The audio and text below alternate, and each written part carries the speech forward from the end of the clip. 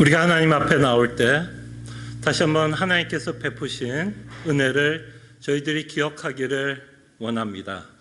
특별히 예수 그리스도로 말미암아 우리에게 베풀어 주신 구원의 은혜를 저희들이 기억하며 하나님께 영광을 돌리고 그의 영광을 바라보며 하나님께 예배하기를 원합니다. 내 영혼아 여호와를 송축하라. 여호와 나의 하나님이여 주는 심히 위대하시며 존귀와 권위로 옷 입으셨나이다. 아멘.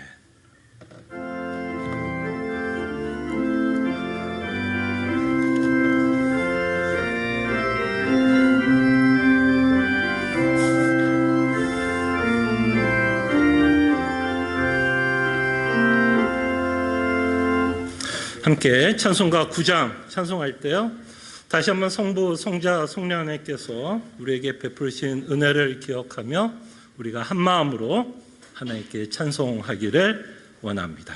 9장입니다.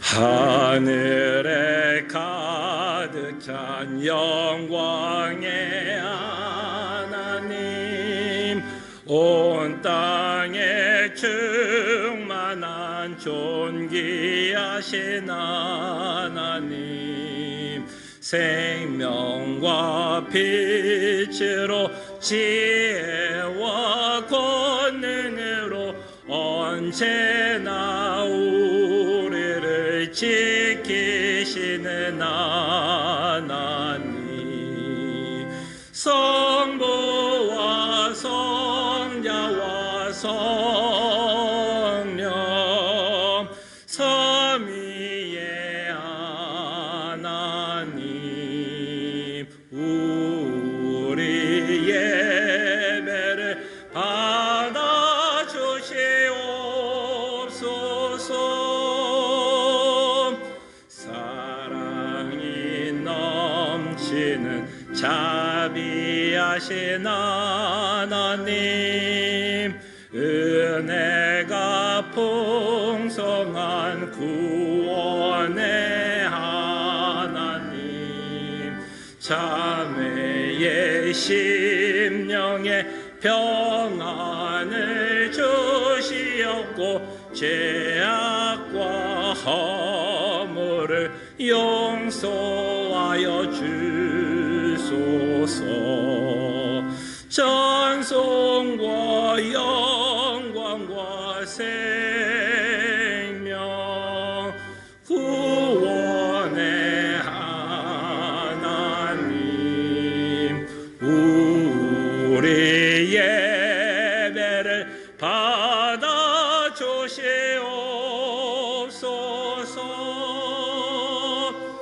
연약한 심령을 굳게 세워주시고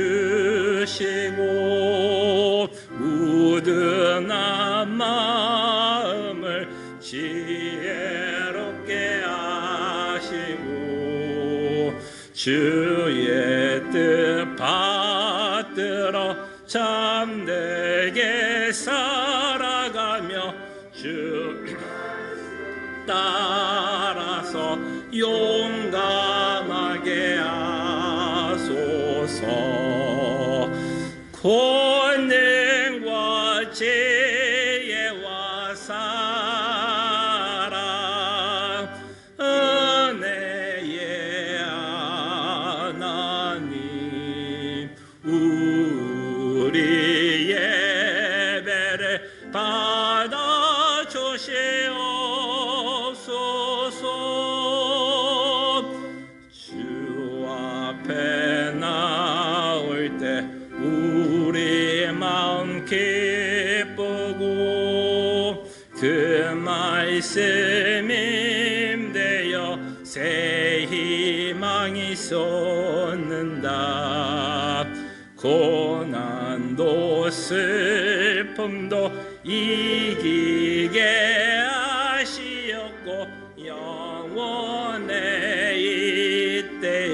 살아가게 하소서. 우리의 자랑과 기쁨, 생명의 하나님, 우리 예배를 받아 주시옵소서.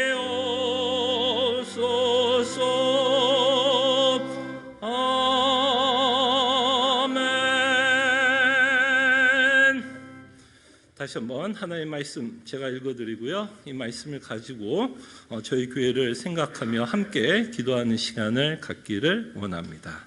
하나님의 말씀이 이러합니다.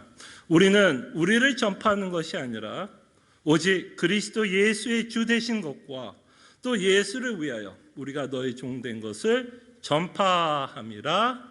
아멘.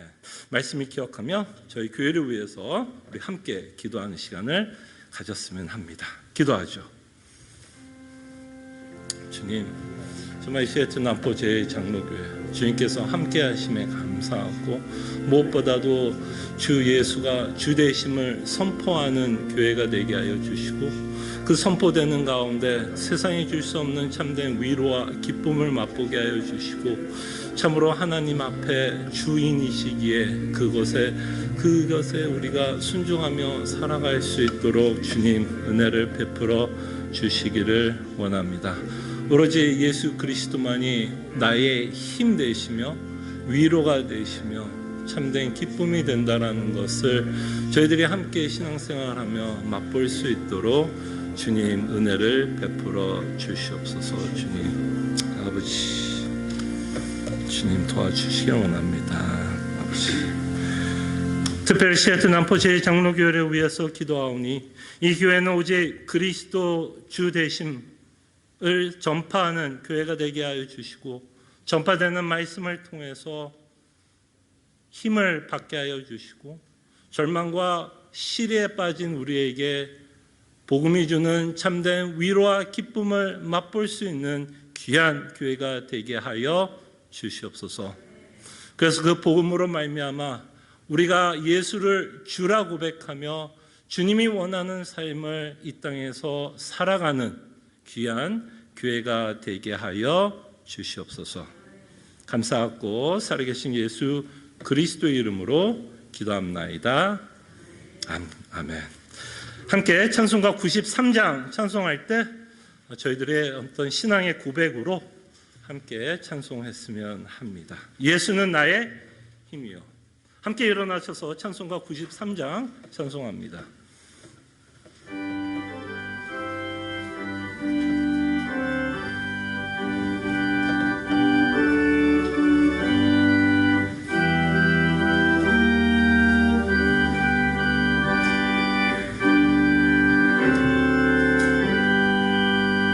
예수는 나의 힘이요 내 생명 되시니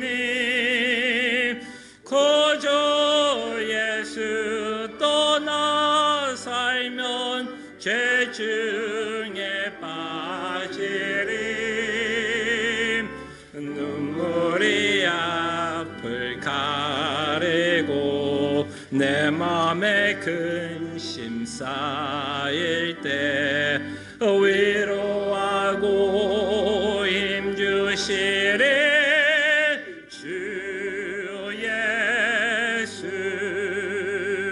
예수는 너의 힘이요 내 친구 되시니 그네를 간구하면 풍성히 받으리 햇빛과 비를 주시니 주수할 곳이 많도다 귀한 열매 주시는 주 예수. 예수는 너의 힘이요 내 기쁨 되시는 그 명령을 준행하여 늘 충성하겠네. 주야로 보호하시며 바른 길 가게 하시니 의지하고 날아가래. 주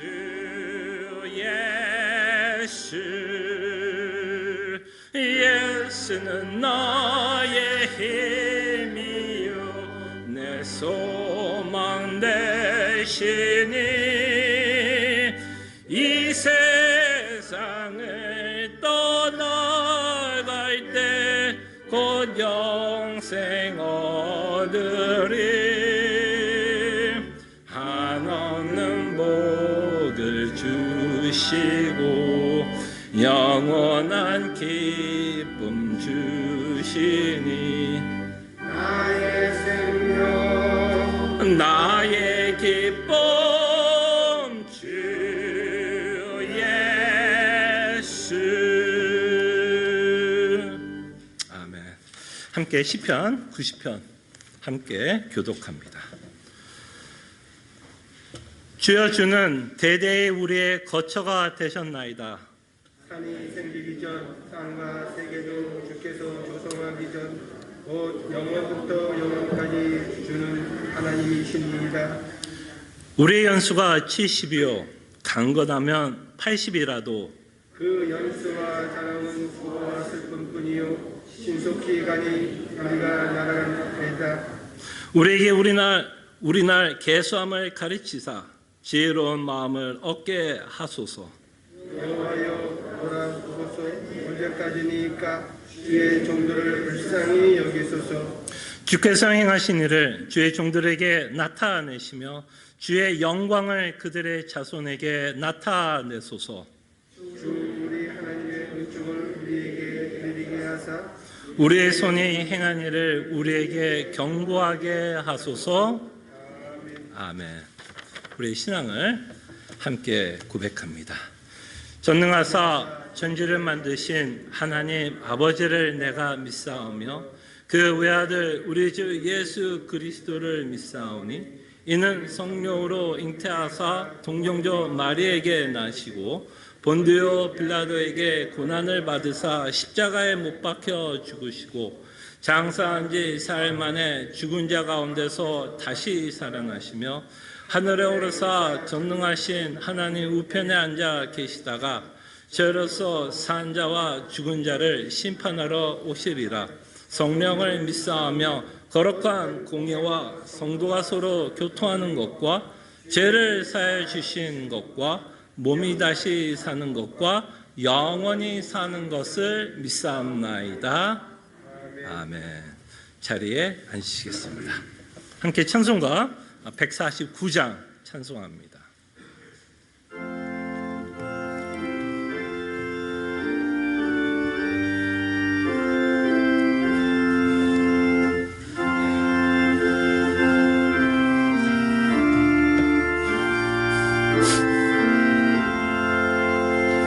주 달려 죽은 십자가 우리가 생각할 때에 세상에 속한 욕심을 헛된 줄 알고 버리네.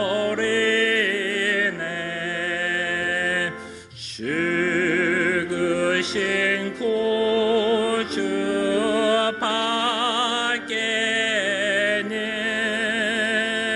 자랑을 말게 하소서. 보혈의 공로에 힘입어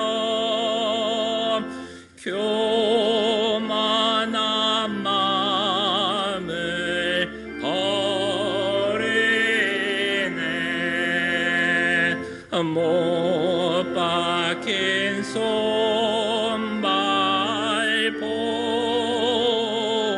보니 큰 자비 나타내셨네.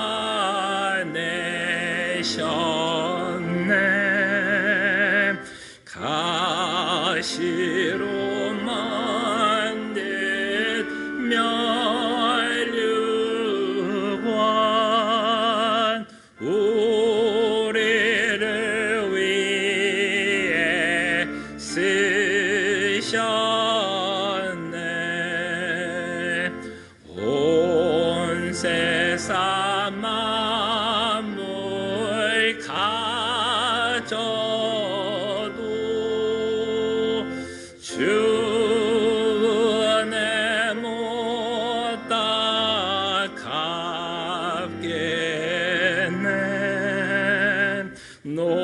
놀라운 사랑 받은 나 몸으로 제물 삼겠네. 아멘.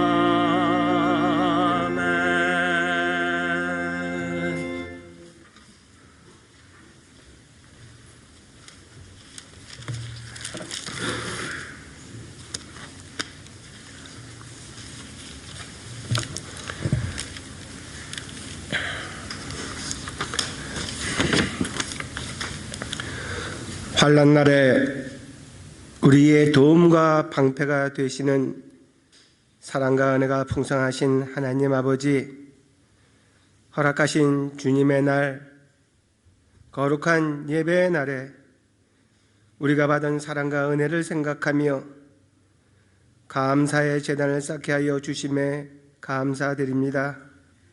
주님, 이 시간 먼저 우리 안에 세상을 사랑하는 두 마음을 품지 않게 하옵시고 하나님의 말씀대로 온전한 순종의 삶을 살지 못한 우리의 죄와 연약함을 애통하는 가운데에 하나님의 긍휼하심과 자비를 구하는 저희 모두가 되게 하옵소서.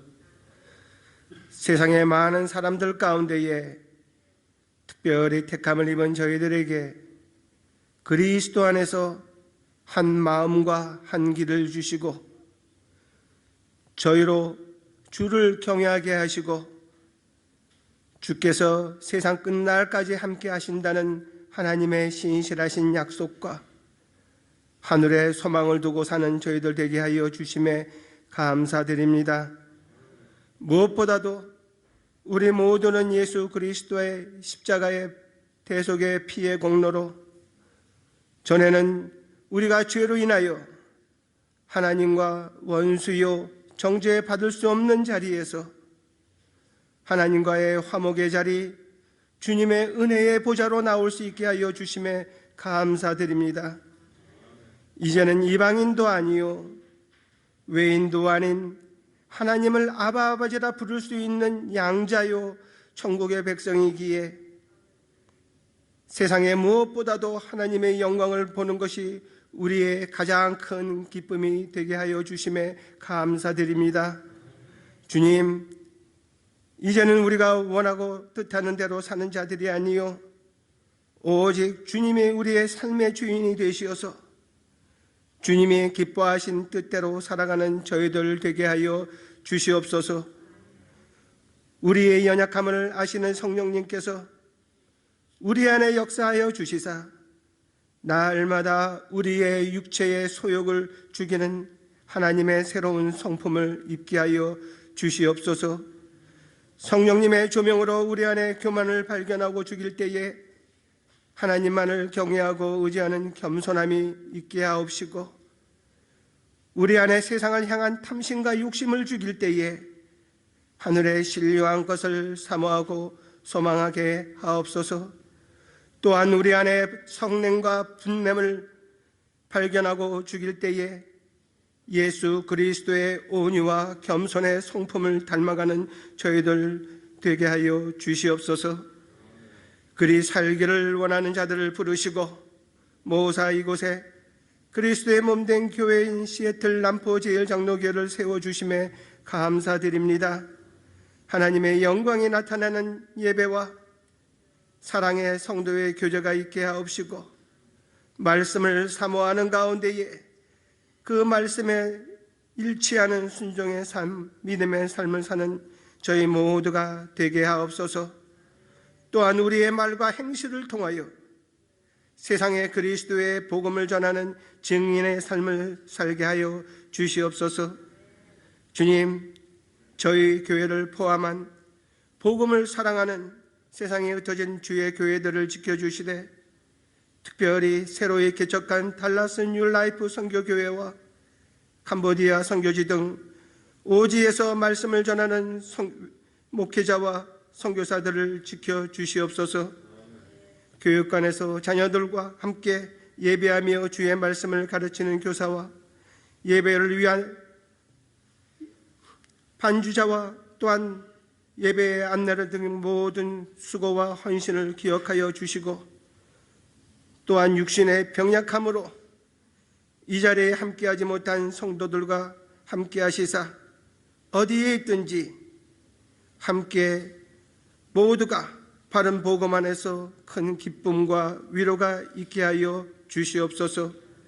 특별히 오랜 병마 가운데 있던 사랑하는 남편을 주님 곁으로 보내고 힘든 여정을 믿음으로 지켜온 김문경 권사님을 위로하여 주시옵소서. 그 가정을 위하여 우리 함께 기도하면 함께 고통을 나누는 저희들 되게 하여 주시옵소서. 오늘 말씀을 전할 주의 종과 함께 하시사 영육간의 강건함을 허락하여 주시고 담대함으로 말씀이 증거될 때에 하나님의 영광이 나타내고 그 영광을 보는 우리에게는 참 기쁨이 넘치게 하옵소서. 이 모든 말씀 우리 주 예수 그리스도의 이름으로 기도합니다. 아멘.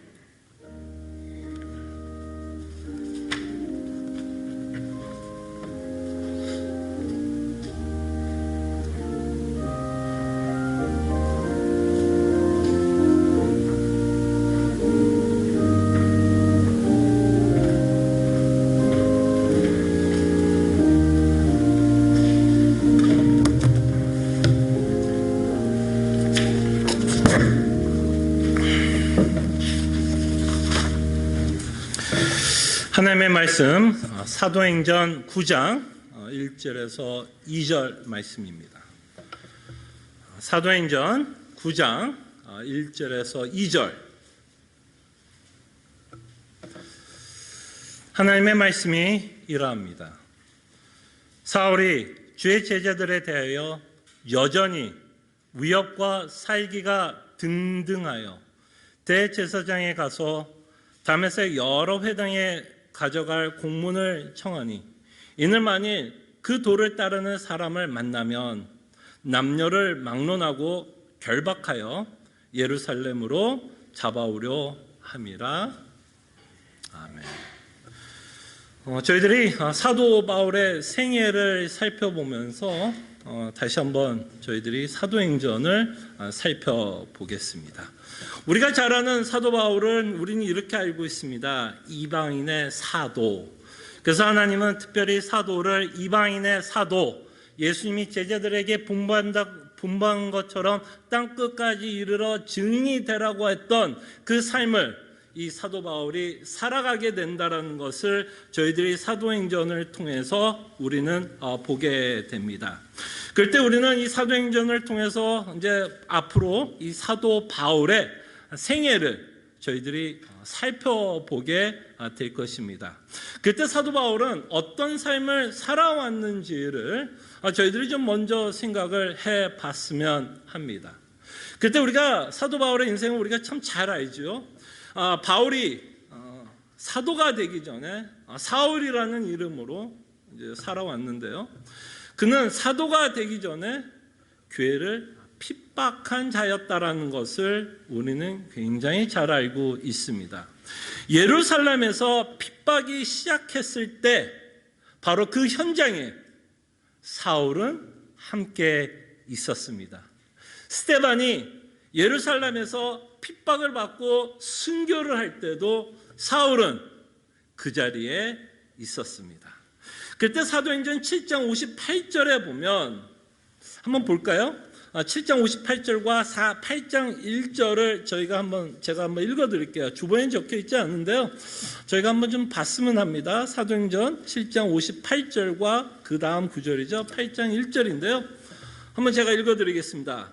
사울이 어디 있었는지를 한번 보세요. 성 밖으로 내치고 돌로 칠세, 누구를 친 거죠? 스데반을 칠세, 핍박했을 때, 순교했을 때 성 밖으로 내치고 돌로 칠세, 증인들의 옷을 벗어 누가 등장해요? 사울이라는 청년의 발 앞에 두니라.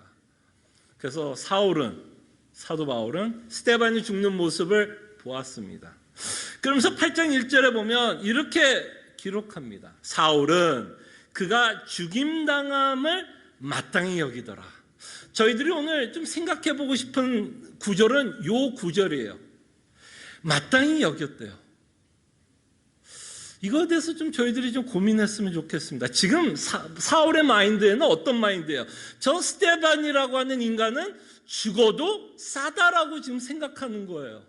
여러분, 이만하면 참 마음이 굉장히 강팍한 자라고 말할 수 있지 않을까요?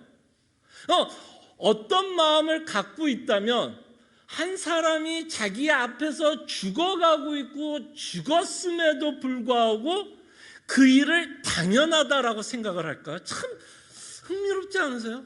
도대체 사도 바울 머릿속에는 도대체 어떤 생각을 하고 있길래 어떤 한 인간이 지금 돌로 쳐서 맞아 죽고 있는데 그 광경을 보면서 저자는 마땅히 죽어도 돼라고 생각을 할까요? 그래서 오늘 여러분들과 함께 이것을 좀 생각을 해봤으면 합니다. 그러면서 그날에 예루살렘에 있는 교회에 큰 박해가 있어 사도 외에는 다 유대와 사마리아와 모든 땅으로 흩어졌다라고 말씀을 합니다. 이렇게 예루살렘에 있었던 성도들이 흩어지는데 일조를 했던 자 중에 하나가 누구예요? 바로 이 사울도 포함되어 있다라는 것을 좀 생각해 보시기를 바랍니다. 여러분과 제가 그 역사의 현장에 있었다면, 만약에 여러분들이 사울이 어떻게 생겼는지를 안다면, 여러분들이 사울을 만난 순간 여러분들과 저는 어떻게 했을까요? 오금이 저리는 거죠. 그리고 어떻게 하든 그 자리를 뭐 하고 싶은 마음이 생겨요. 도망가고 싶을 정도의 그런 생각을 갖게 했던 자라는 것을 우리가 보게 됩니다. 그러면서 오늘 본문이 이렇게 시작합니다. 사도 바울이 어떠했던 자인지 이렇게 설명합니다. 사울이 주의 제자들에 대하여 여전히 위협했다라고 말씀합니다. 여전이라는 단어에 우리가 좀 주목했으면 좋겠어요. 이 여전이라는 단어를 통해서 우리에게 전하고자 하는 내용이 뭐야? 사도 바울이 지금 처음으로 지금 다메섹에 가는 게 아니었다라는 거죠. 이미 다메섹 가기 전부터 그는 교회를 핍박하고 있었기 때문에 누가는 사도 바울의 생애를 기록하면서 여전이라는 단어를 쓰게 됩니다.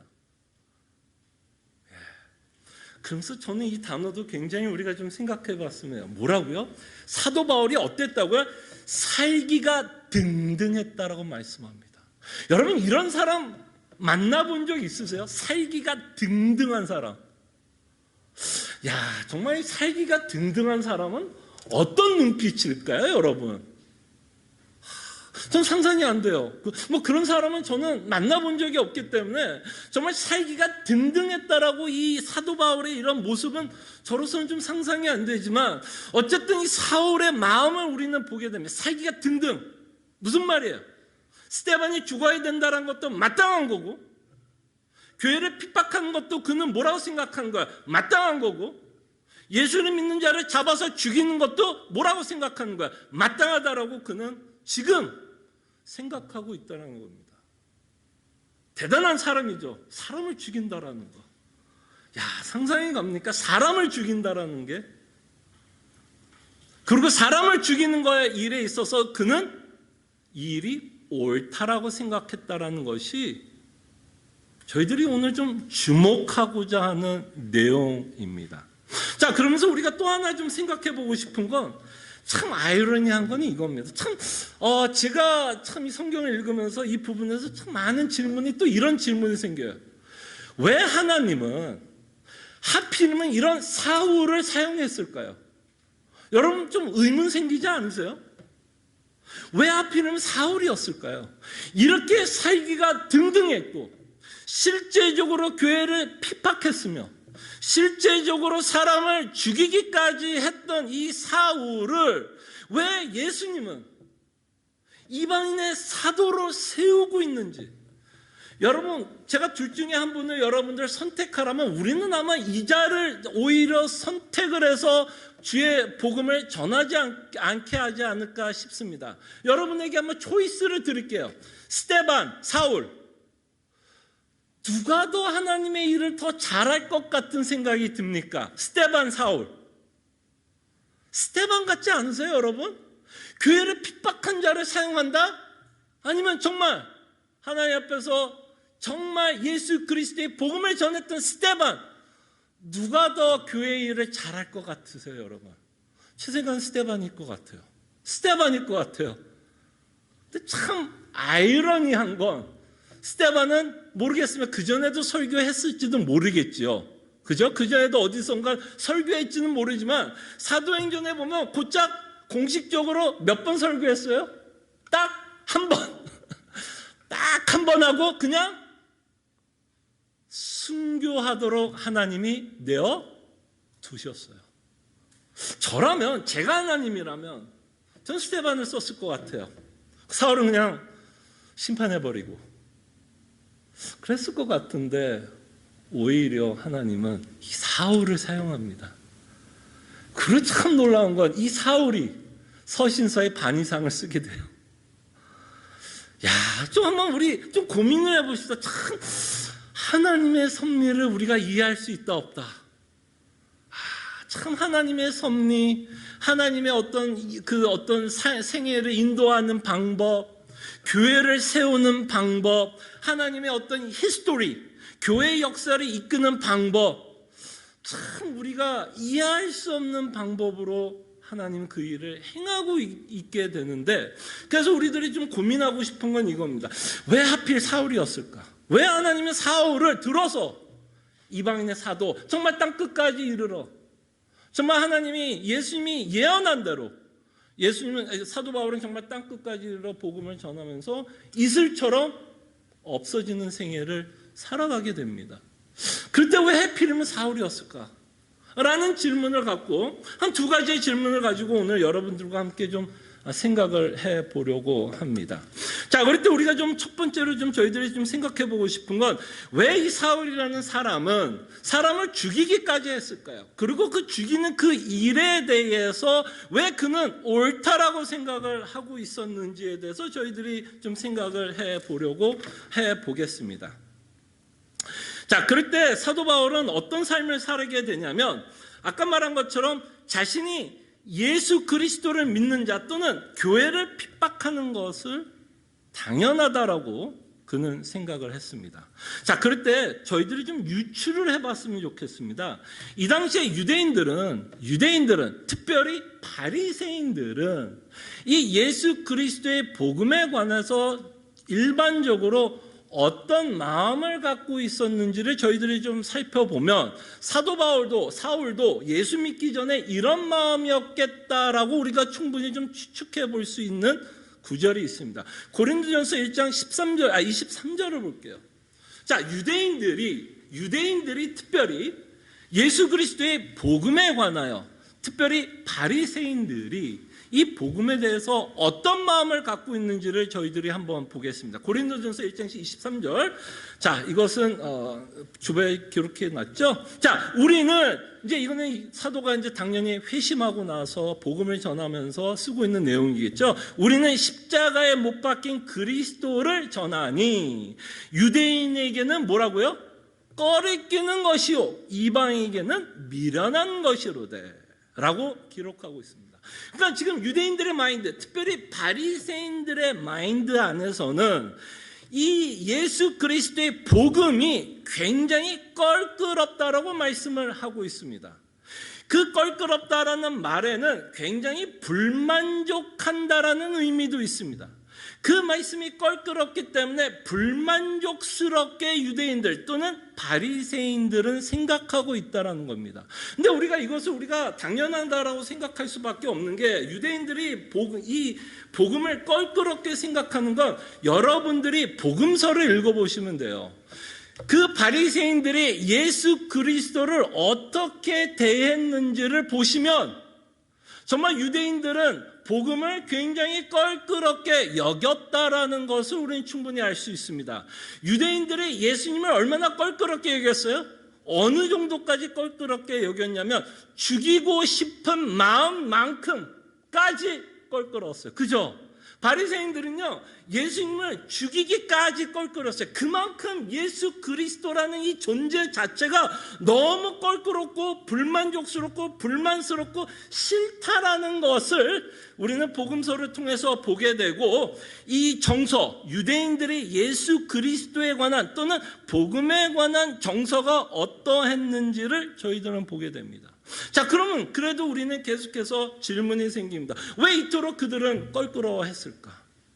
무엇이 그들로 하여금 껄끄럽게 했는가를 생각해 보면 한 두 가지 이유로 우리는 좀 예수 그리스도의 복음이 껄끄럽다라고 생각을 할 수 있는데, 첫째는 우리가 잘 아는 것처럼 사울은 구약을 굉장히 잘 알았어요. 구약을 모르는 자가 아니었습니다. 근데 사울은 이 구약을 굉장히 왜곡된 시각으로 구약을 알고 있었습니다. 분명히 사울은 알고 있었습니다. 하나님이 구약을 통해서 메시아를 준비하고 있었다는 것을 사울과 유대인들은 아주 잘 알고 있었습니다. 그러나 그 당시에 유대인들은 어떤 상황에 있었냐면 정치적으로 로마라고 하는 나라의 속국이었습니다.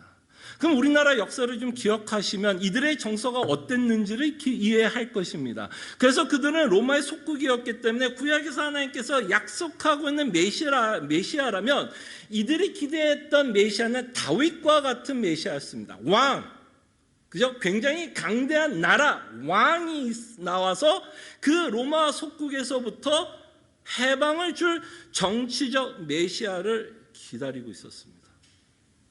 정치적 메시아를 기다리고 있었던 시대였어요. 그런 시대에서 사울이 살고 있었습니다. 근데 여기서 이제 뭐가 문제가 생기냐면, 그들이 원했던 메시아는 이런 어떤 영광스럽고 대단한 힘을 갖고 있으며 세상을 호령할 메시아를 기다리고 있었습니다. 그런데 교회가 전했던 메시아는 어떤 메시아였습니까? 여러분들이 알고 있는 복음의 메시지는 어떤 내용을 갖고 있습니까? 정치적인 메시아를 우리에게 말씀하고 있습니까? 세상의 영광을 갖고 있는 메시아를 우리에게 소개하고 있습니까? 세상을 호령하는 메시아를 우리에게 말씀하고 있습니까? 이 세상이 원하는 메시아의 모양과는 정반대의 모습으로 예수님이 이 땅에 오셨고 더 큰 문제가 하나 생기는데요. 구약에 보면, 특별히 신명기에 보면 하나님이 이런 저주의 말을 합니다. 어떤 저주의 말을 하냐면, 나무에 달려 죽는 자마다 하나님께 저주를 받았다라고 신명기에 기록되어 있습니다. 그럴 때 여러분들이 만약에 유대인들이라고 생각을 해보십시오. 어렸을 때부터 구약을 배워왔습니다. 이런 구절 저런 구절을 계속해서 배우다가 할아버지 또는 아버지, 엄마로부터 구약의 내용 가운데 여러 내용 가운데 한 가지 내용을 배웠다고 합시다. 어떤 내용을 배우게 되냐면, 나무에서 죽는 자마다 저 사람은 하나님께 저주받은 자야 라는 식으로 끊임없이 배우고 자라났다라고 여러분들 한번 생각해 보십시오. 자, 그럴 때 여러분들이 정말 우연치 않게 길을 걷다가 누군가가 정말 나무에 걸려서 죽었다라고 합시다. 그가 무엇 때문에 죽었는지는 몰라요. 어쨌든 그자가 어떤 사람이 나무에 걸려서 죽었다라는 것을 여러분들이 어쨌든 지나가다 보면 여러분 생각 가운데는 어떤 생각이 들까요? 그 사람의 배경은 전혀 모릅니다만 여러분들이 배워왔던 내용 때문에 저 사람은 뭐라고 우리가 추측하게 되나요? 저 사람은 왜 죽었느냐? 뭔가 잘못해서 하나님께 저주를 받아서 저렇게 죽는 것이구나라고 그들은 생각을 하게 될 것입니다. 자, 그럴 때 여러분 곰곰이 생각해 보십시오. 그들이 원했던 건 정치적인 메시아였습니다. 영광의 어떤 메시아, 어떤 힘을 갖고 있고 권력과 권위를 갖고 있는 멋있는 메시아를 기다렸는데요. 그 교회에서 전했던 예수 그리스도는요, 굉장한 초라했던 자였고요. 그 다음에 가장 중요한 건 예수님이 어디에 매달려 죽냐면 십자가에 매달려 죽습니다. 저는 이 십자가에서 매달려 죽었다라는 것이 이들에게는 굉장한 큰 걸림돌이 됩니다. 왜냐하면 그 당시에 여러분 십자가가 무엇으로 만들었을 거라고 생각하십니까? 콘크리트? 스테인리스? 뭘로 만들었을까요? 나무였어요. 나무였어요. 그렇기 때문에 유대인들은 이 예수님이 십자가에서 달려 죽었다라는 모습을 보면 어떤 게 영상이 될까요? 저자가 뭔지는 모르겠으나 어쨌든 뭔가는 잘못했고 하나님께 저주를 받아 저렇게 죽었다라는 그런 인상을 그들은 받았을 것입니다. 그런 인상을 받았던 자들에게 교회는 이 자가 하나님이 보내신 하나님의 아들, 인자, 너희들을 구원할 메시아라고 이야기를 한다면 그들에게는 그것이 설득력이 됐을까요? 아니면 저들이야말로 신성 모독죄를 짓고 있다라고 생각을 했을까요?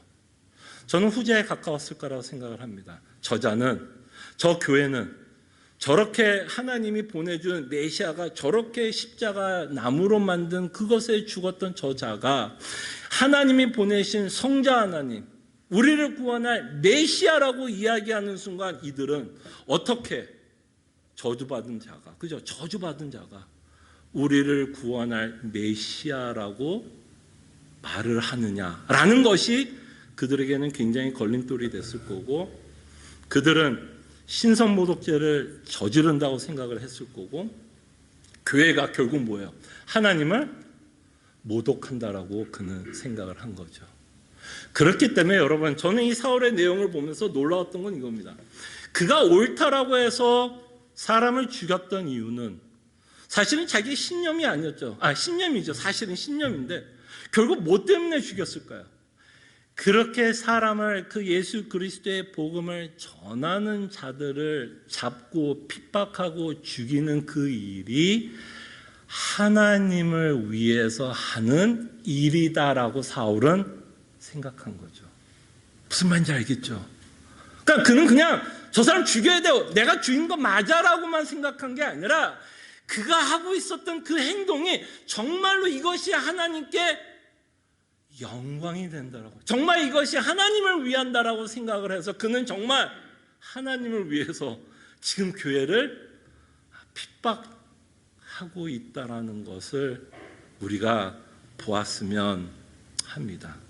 그때 이 내용을 보면 저희들에게도 많은 도전을 준다고 생각합니다.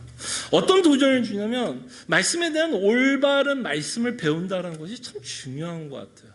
사도 바울도 뭐야? 어쨌든 그는 그것이 뭐라고 생각한 거야? 옳다라고 생각한 거예요.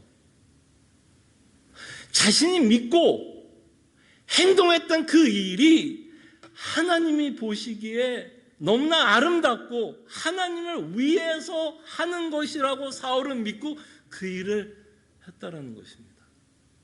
그럴 때 얼마나 이 사울이라는 사람은 좀 이렇게 천국 가면 제가 사울한테 혼날지도 모르는 소리일지도 몰라, 정말 착각 가운데, 정말 큰 오해와 착각 가운데 하나님을 섬기고 있었다라는 것을 우리는 보게 됩니다. 근데 우리가 좀 사도 바울을 좀 변명을 하자면 그는 그것이 옳다라고 생각한 거예요. 그는 평생을 그렇게 배워왔고 그렇게 사는 것이 하나님을 위한다라고 생각을 했기 때문에 그는 그렇게 행동을 한 것입니다. 그렇기 때문에 저는 좀 사울의 모습을 보면서 참 말씀에 바르게 믿고 살아가는 것이 굉장히 중요합니다. 다르지 않게 믿는 것도 어떤 삶의 열매를 맺게 되는 거 아니에요. 예, 어떤 삶의 열매를 맺는데 그 삶의 열매는 뭐예요? 교회를 핍박하는 열매를 맺게 됩니다.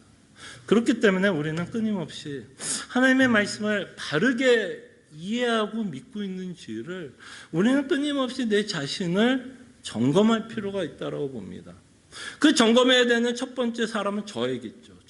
정말 여러분들 앞에서 매주 하나님의 말씀을 들고 여러분들에게 전파하는 저로서는 정말 내가 갖고 있는 어떤 전통과 내가 갖고 있는 프레임 안에서 여러분들에게 말씀을 가르치고 있는지, 아니면 정말 이것이 하나님이 우리에게 말씀하시려고 하는 말씀인지를 저는 스스로 끊임없이 말씀을 바르게 전하고 있는지를 저는 언제나 좀 점검을 할 필요가 있겠고요. 그 다음에 여러분들이 믿고 있는 어떤 내용들이 있을 것입니다. 과연 그 내용이 정말 하나님이 원하고 믿고자 옳은 말씀인지는 여러분들도 스스로 베레아 성도들처럼 하나님의 말씀을 상고하시고 기도하면서 끊임없이 바르게 믿고 있는지를 확인하고 점검할 필요가 있다고 저는 생각을 합니다. 그 다음에 사도 바울이 이렇게 교회를 핍박했던 또 다른 이유는, 첫 번째 이유는 잘못된 말씀에 대한 해석과 적용에서 나오고 있다면, 두 번째는 사도 바울은 스스로가 죄인인지를 몰랐어요. 저는 이것도 교회를 핍박했던 가장 큰 요인 중에 하나라고 생각을 합니다. 스스로가 죄인인 걸 몰랐어요. 여러분, 사도 바울이 쓰셨던 서신서를 보면 예수를 믿기 전에 그는 뭐라고 고백을 했냐면 율법으로는 흠이 없다라고 말씀을 했습니다. 그러니까 하나님이 보시기에도 자기는 의로운 자라고 생각을 했고 말씀대로 살아간다고 생각을 했고 교회를 핍박하고 있는 자신의 모습을 보면서 참으로 하나님은 나를 기쁘게 생각할 거라고 그는 생각했을지 모르겠습니다. 그래서 빌립보서에 보면 율법으로는 흠이 없다라고 말씀을 하셨습니다. 그죠? 율법으로 흠이 없다라고 자신은 스스로 생각하기 때문에 예수 그리스도께서 전하는 복음의 말씀을 들을 수가 없었겠죠. 무슨 말인지 알겠죠? 율법으로 흠이 없었기 때문에 적어도 사도 바울은 무슨 생각을 하게 돼요? 예수 그리스도께서 전하는 그 복음이 주는 구원은 자신은 필요가 없다라고 생각을 했겠죠. 그렇지 않겠습니까? 자신은 죄인이라고 생각을 안 했기 때문에 정말 예수님이 왜 이 땅에 오셨고 예수님이 왜 십자가에 죽으셨고 왜 부활했는지를 사도는 그 말씀을 들을 수가 없었어요. 자신이 죄인인 것을 깨닫지 못했기 때문에 예수 그리스도께서 전하는 복음의 메시지도 들을 수 없었고 또한 그가 이해했던 구약은 잘못된 성경관과 그 잘못된 성경관으로 인해서 잘못된 열매를 끊임없이 맺고 있는 모습을 보게 됩니다. 그때 정말 우리가 사도 바울이 예수님을 믿고 나서의 고백이 완전히 180도 회전하고 있는 것을 보게 됩니다. 예수님 믿기 전에는 율법에는 흠이 없다라고 그는 정정당당하게 세상에 외쳤습니다. 나보다 더 의로운 자 누가 있어? 나는 정말 교회를 핍박하고 하나님을 신성모독하는 모든 죄들을 잡아가기까지 했으며 죽이기까지 했다라는 정말 자신이 생각하기에 율법에는 흠이 없다라고 생각했던 사도 바울은 예수를 믿고 나서 그의 고백이 이렇게 바뀐 거죠. 율법으로는 뭐라고 해요? 흠이 없는 게 아니라 이제는 율법으로 인해서 내가 정말 죄인이구나. 내가 정말 죄인이구나. 여러분도 그래서 성경에 보면 예수 믿기 전에는 사도 바울은 자신에 대해서 굉장히 긍정적이었고요. 굉장히 자랑스럽게 여겼고요. 율법은 흠이 없다라고 말했고요. 사람들 앞에서도 굉장히 떳떳한 자라고 그는 고백을 했습니다. 그런데 예수를 믿고 나서는 그의 고백이 완전히 바뀌어요. 완전히 바뀝니다. 나는 죄인이야. 그리고 그냥 죄인이라고 고백하는 것도 아니고 죄인의 괴수라고까지도 이야기합니다. 죄인의 괴수. 그리고 그가 했던 행동을 통해서 자신이 하나님과 원수되었다는 걸 아는 거죠. 원수였다는 걸 아는 거죠. 아, 내가 이렇게 했을 때 정말 내가 예수님과 원수가 되었겠구나.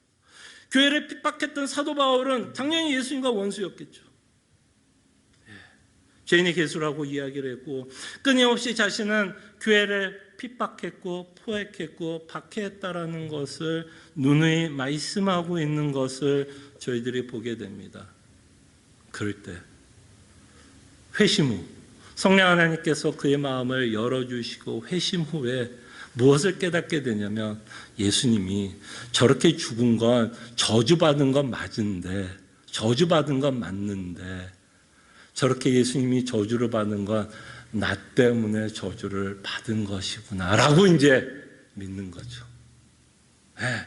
그전에는 어떻게 저렇게 저자가 내 메시아가 될 수 있어 라고 혐오를 했다면 저렇게 저주받아서 죽은 것이 저 예수가 잘못해서 저 예수님이 죄인이어서 그래서 죽은 것이 아니라 나 때문에 내가 하나님께 저주를 받았어야 되는데 나를 위해서 십자가에서 죽으신 그 나무에 달리신 저 저주가 내 저주였구나 라는 것을 깨닫게 되면서 자신에 대해서는 끊임없이 죄인이라는 것을 고백하고 있는 것을 보게 됩니다.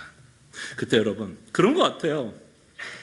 예수님을 믿는다는 내용 안에는 우리 인식의 전환이 있는 것 같아요. 어떤 인식의 전환이 있냐면 그전에는 율법으로는 흠이 없다라고 했던 우리 인식이 있었다면 우리가 예수를 믿게 되면 율법으로는 참 흠이 많구나. 율법으로는 흠이 참 많구라는 인식의 전환이 일어납니다. 근데 제가 이제 이 말씀을 준비하면서 솔직히 설교는 이렇게 말하는 것은 참 쉬운 것 같아요.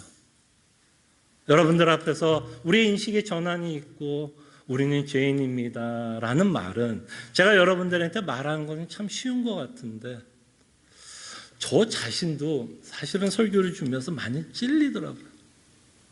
소리는 여러분들 앞에서 버럭버럭 지르고 우리는 죄인입니다 인식하셔야 돼요 막 하지만 결국 어떤 실제적인 문제들 앞에서 딱 어떤 실질적인 문제가 딱 일어나면 아니에요. 나는 죄인은 아니야. 나는 언제 내가 잘했다고 생각을 하더라고요. 이상해요, 진짜. 참 재밌어요. 저 자신도 되게 웃겨요. 잘했다 생각하고, 야, 그래도 나만큼, 이만큼, 뭐 이런 생각을 해요. 무슨 말인지 알겠죠? 에휴, 나만큼 믿음 생활 잘하는 사람 어디 있어? 나만큼. 그러니까, 결정적인 순간에는 설교는 이렇게 그냥 소리 버럭버럭 질러가면서 여러분들에게 이야기를 하지만 실제적인 문제가 빵 터져서 내 죄를 인정해야 되고 내 부족함을 인정해야 되는 순간이 올 때는 인정을 못하고 있는 내 모습을 보게 되더라고요. 그때는 내 자존심이 앞서가요. 그래도 나는 옳아. 그래도 나는 잘했지. 근데 참 인간이 저의 얘기예요. 여러분들이 그렇다는 얘기는 아닐지 모르지만 참 실제적인 상황 가운데서 내가 죄인이다, 부족하다, 그치 내가 잘못했지, 맞아. 이 말을 인정하는 게 너무 싫더라고요. 너무 싫어요, 여러분. 그래서 참 저도 갈 길이 멀구나. 참 갈 길은 멀구나. 그런 생각을 이 설교를 준비하면서 좀 제 자신을 좀 생각하게 되고 또 회개하게 되더라고요. 여러분들은 어떠세요? 죄인이라는 것은 고백은 할 수 있습니다. 다들 여기 계신 분들 부족하다, 죄인이다라고 이야기를 하지만 결정적인 어떤 사건이 벌어져서 정말 내 잘못을 좀 인정해야 되는 순간이 올 때 여러분들의 반응은 어떠세요? 여전히 인정하고 싶지 않고 여전히 내가 잘했다고 생각하고 그 사람과 변론하고 싶고 그러고 싶은 유혹이 많이 있지 않습니까?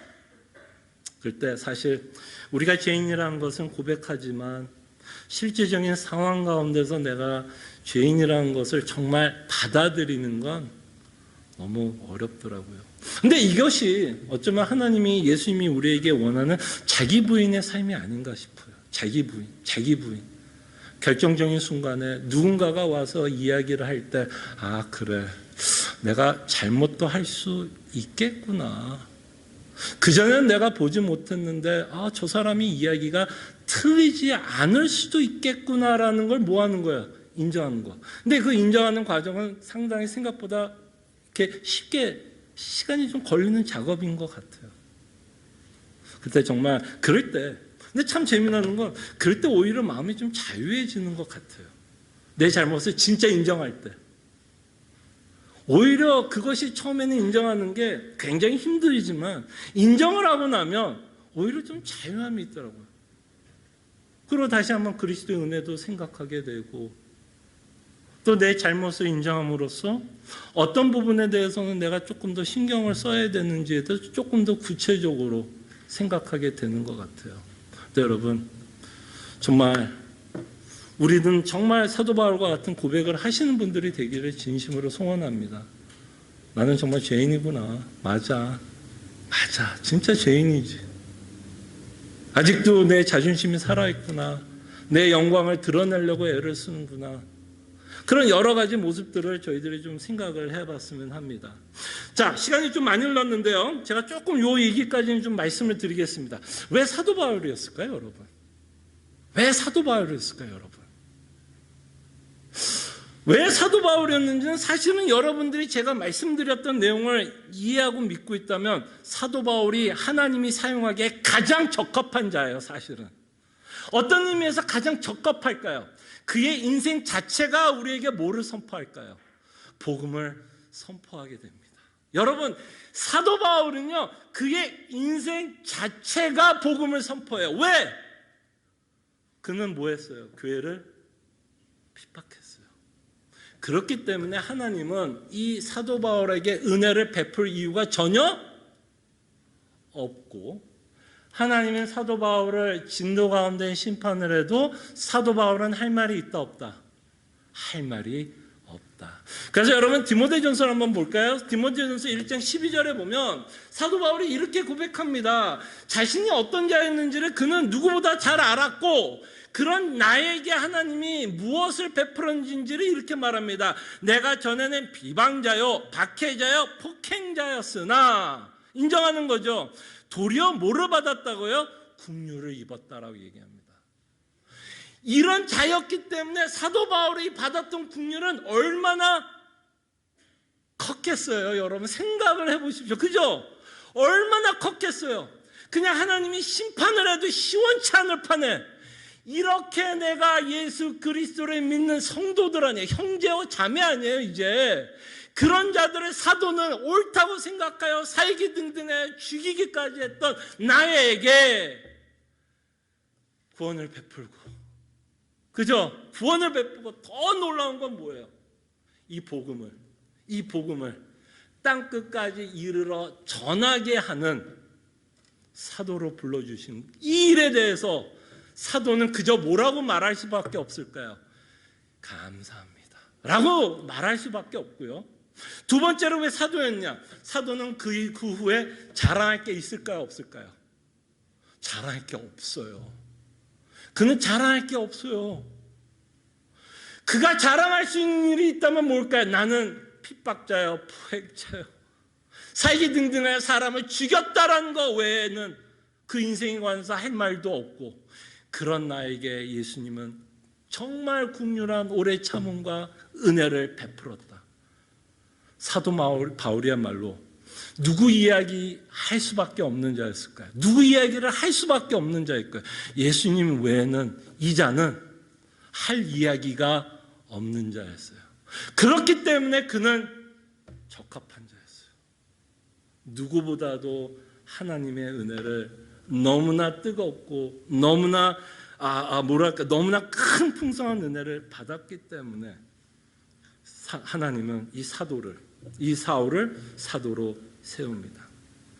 네, 마지막으로 저희들이 제가 좀 생각했던 이유 중에 하나는, 자, 이제 앞으로 사도 바울은 이제 어떤 삶을 살 거냐면 예수님과 똑같은 삶을 살 거고요.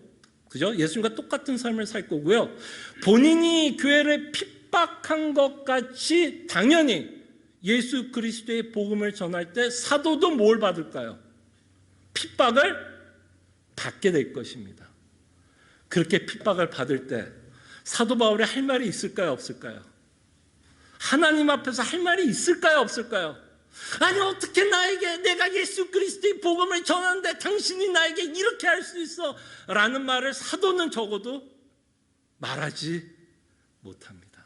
적어도 사도만큼은 하나님 앞에 불만을 가질 수 없어요. 왜? 그가 했던 행동이 있었기 때문에. 그리고 왜 사도였냐면 그는 왜 유대인들이 자기를 핍박했는지를 누구보다도 잘 이해하게 됩니다. 왜 이들이 나를 핍박하는지 이해를 하기 때문에 오히려 그들을 정죄하는 것이 아니라 니들이 어떻게 나한테 이럴 수가 있느냐가 아니라 오히려 그들의 마인드셋을 알기 때문에 오히려 사도는 그들을 향해서 어떤 마음을 갖게 될까요? 긍휼함. 왜? 나도 그랬으니까. 나도 그것이 옳다고 생각하며 길길이 뛰고 교회를 핍박했기 때문에 자신을 핍박하는 사람에 대해서 하나님 앞에서도 할 말이 없지만 그 사람에 대해서 무슨 마음이 있냐면 공감이 되는 거야. 저들을 왜 나를 핍박하는지 누구보다도 잘 알기 때문에 그 유대인들을 향한 어떤 마음이 있을까요? 긍휼함, 인내함. 그 다음에 그렇기 때문에 더 무엇을 하려고 애를 쓸까요? 예수 그리스도의 복음을 전하고자 하는 마음이 사울에게 넘치지 않았을까 생각을 합니다.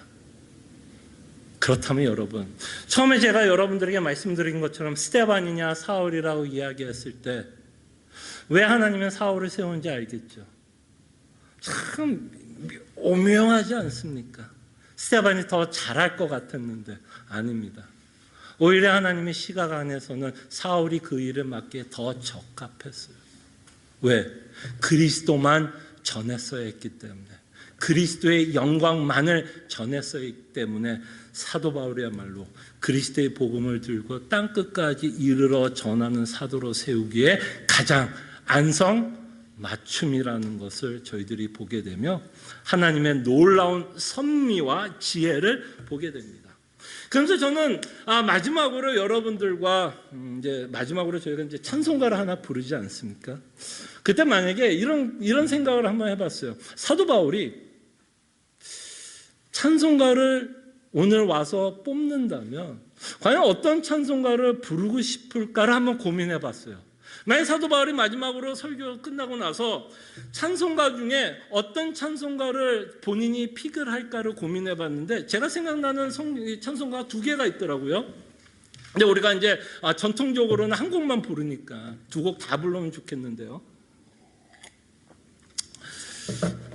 그때 2곡이 생각나는데 부르진 않겠지만 한 곡은 305장이었어요.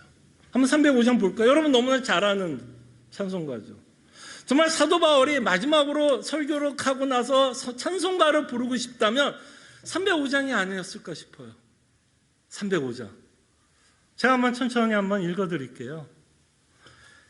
나 같은 죄인 살리신 주 은혜 놀라워. 나 같은 죄인. 어떤 죄인?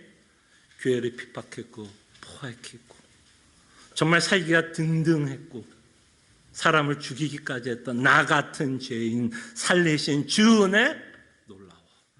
저는 이것이 사도 바울의 고백뿐만 아니라 이 책을 쓴 뉴턴이라고 하는 사람의 고백뿐만 아니라 정말 내 고백이 되었으면 좋겠어요. 물론 부르지는 않을 거지만 정말 나 같은 죄인 살리신 주 은혜 놀라워. 아멘. 잃었던 광명 그대로 갔더라면 사도 바울은 어디가 있었을까요? 지옥에 가는 거죠. 하나님의 심판이죠. 잃었던 광명 찾았고 광명을 얻었네. 2절. 큰 죄악에서 건지신 주. 사도 바울은 알죠. 자신이 얼마나 큰 죄를 짓고 있었는지를 누구보다도 잘 압니다. 큰 죄악에서 건지신 주. 은혜 고마워. 자신이 죄인이라는 것을 깨닫는 것만큼 주께서 베푸르신 은혜도 더 깊어지는 것 같아요. 큰 죄악에서 건지신 주 은혜 고마워. 나 처음 믿은 그 시간 귀하고 귀하다 라고 하는 이 찬송가를 불렀을 것 같고요. 그 다음에 오늘 이제 기도와 함께 여러분들과 함께 찬송을 부르고 싶은 건 310장이에요. 사실 310장 중에 1절 때문에 이 찬송가를 여러분들과 함께 부르고 싶었어요. 여러분들 굉장히 좋아하는 찬송이죠. 310장 어떻게 시작하냐면 하나님의 은혜로 이 쓸데없는 자 왜 구속하여 주는지 난 알 수 없도다. 정말 사도 바울은 이렇게 고백했을 것 같아요. 정말 교회를 핍박했던 나를 왜 구속했는지 사도 바울은 이해할 수 있었을까요? 없었을 거라고 생각을 합니다. 그 모든 이유는 사도도 다 이해는 되지는 않았겠지만 마땅히 하나님으로부터 심판을 받았어야 하는 자신에게 은혜를 베풀어 주신 것에 대해서는 무슨 생각을 하는 거예요? 참 감사합니다. 그래서 이 가사가 내 고백이 되었으면 좋겠어요. 정말 나 같은 죄, 정말 왜 하나님이 나 같은 죄인을 구원하셨을까? 참 말이 안 된다. 그래서 하나님 감사합니다라는 정말 믿음의 고백으로 우리가 이 찬송가를 조금 후에 함께 불렀으면 합니다. 함께 기도하죠. 말씀을 가지고 저희들이 몇 가지 좀 기도했으면 합니다. 혹시 우리도 말씀에 대한 어떤 좀 왜곡된 말씀을 믿고 살아가고 있지는 않은지, 우리가 믿고 있는 말씀을 올바르게 믿고 있는지를 좀 스스로 좀 점검해 볼 수 있는 그런 시간을 가질 수 있도록 우리가 좀 하나님께 기도했으면 좋겠고요. 정말 우리는 죄인이라고 고백은 합니다만 어떤 결정적인 사건들이 있을 때 진짜 나는 내가 죄인이란 걸, 내가 부족하다라는 걸 정말 하나님 앞에서 인정하고 있는지, 아니면 그저 억울하고 또 시기심 나고 질투심이 먼저 앞서가고 있는지, 정말 내가 죄인이라는 걸 인정하고 있는지 저희들이 함께 좀 봤으면 좋겠고요. 그래서 정말 나 같은 죄인 살리신 예수 그리스도의 은혜로 말미암아 우리가 진심으로 하나님께 영광을 돌리며 살아갈 수 있는 하나님의 백성들 될 수 있도록 저희들이 함께 기도하는 시간을 가졌으면 합니다. 기도하죠.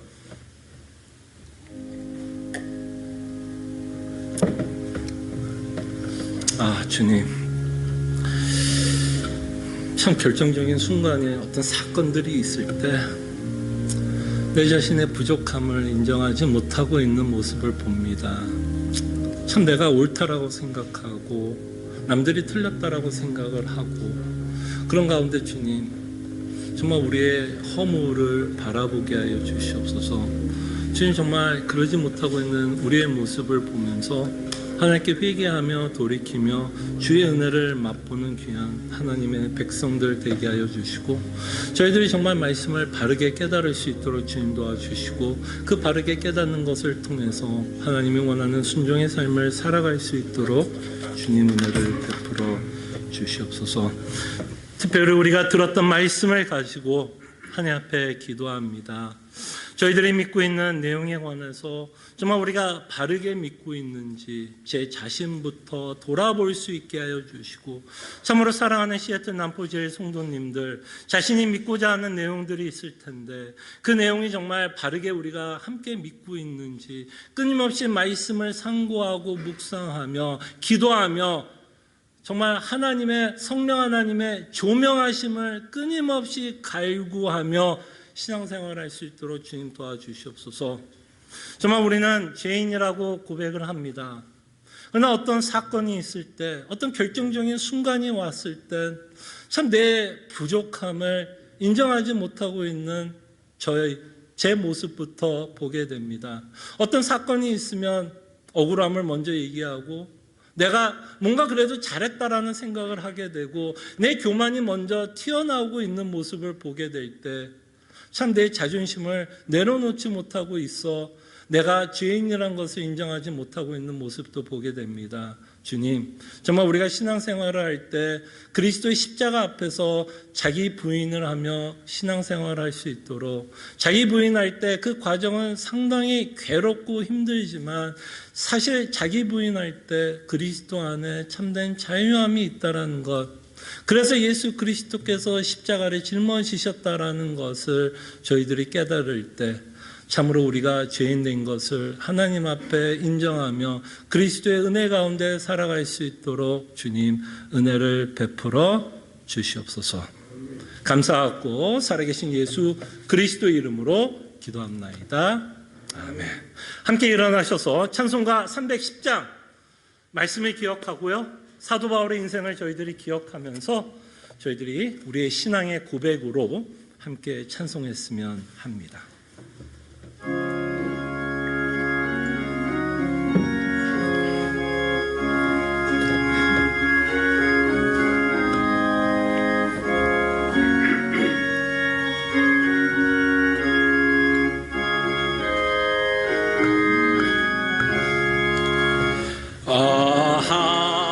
하나님의 은혜로 있을 데 없는 자 왜 구속하여 주는지 난 알 수 없도다. 내가 믿고 또 의지함은 내 모든 형편하시는 주님 늘 보호해 주실 것을 나는 확실히 아네.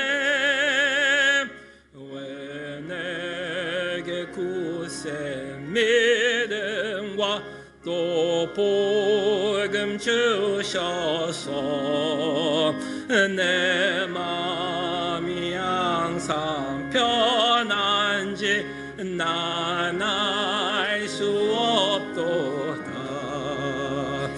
내가 믿고 또 의지함은 내 모든 형편하시는 주님 늘 보호해 주실 것을 나는 확실히 아네.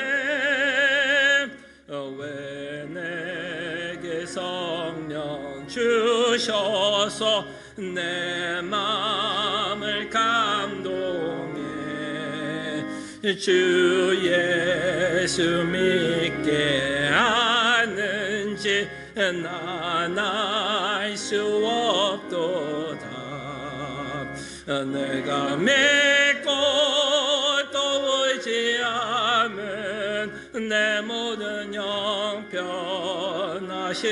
주님 보호해 주실 것을 나는 확실히 아네. 주 언제 강림하실지 혹밤에 혹낮에 또 주님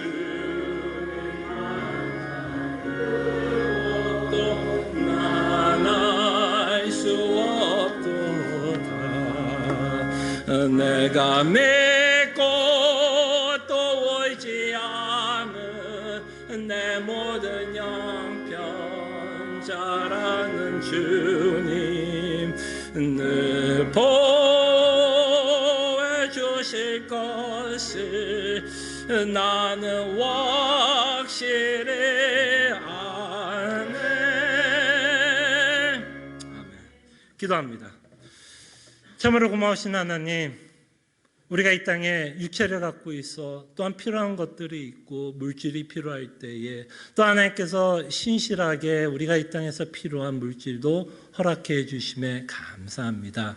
저희들이 이렇게 연보를 드림으로 우리의 인생을 하나님께서 책임지고 있으며 인도하고 있다라는 신앙의 고백으로 이 연보를 드립니다. 주님께서 이 연보와 함께 하시고 이 연보가 하나님의 나라와 복음에 확장하는 데 사용될 수 있도록 특별히 이 교회의 지혜를 허락해 주시옵소서. 하나님의 백성들이여, 하나님이 주시는 축복의 말씀, 위로의 말씀 믿으시기를 바랍니다.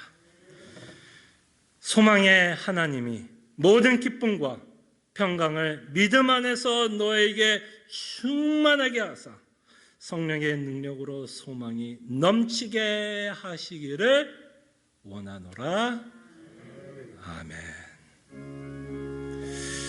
오 주여, 정말 소망 되시는 하나님만을 저희들이 사모하고 참으로 나 같은 죄인 살리신 하나님의 놀라운 은혜에 감사하며 살아갈 수 있도록 주님 은혜를 베풀어 주시옵소서. 주님 감사합니다. 아버지 도와여 주시옵소서.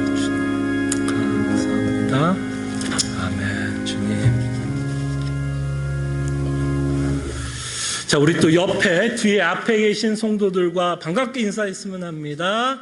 또 이렇게 또 얼굴과 얼굴을 마주 보면서 또 하나님 앞에 나와 또 예배하게 되어 감사하게 생각합니다. 저희 교회에 방문한 성도가 있고요. 방상석 목사님, 혹시 조금 전에 신장로님께서 기도했던 그 달라스 뉴라이프 교회 방상석 목사님 소개로 저희 교회를 좀 찾아오신 것 같은데요.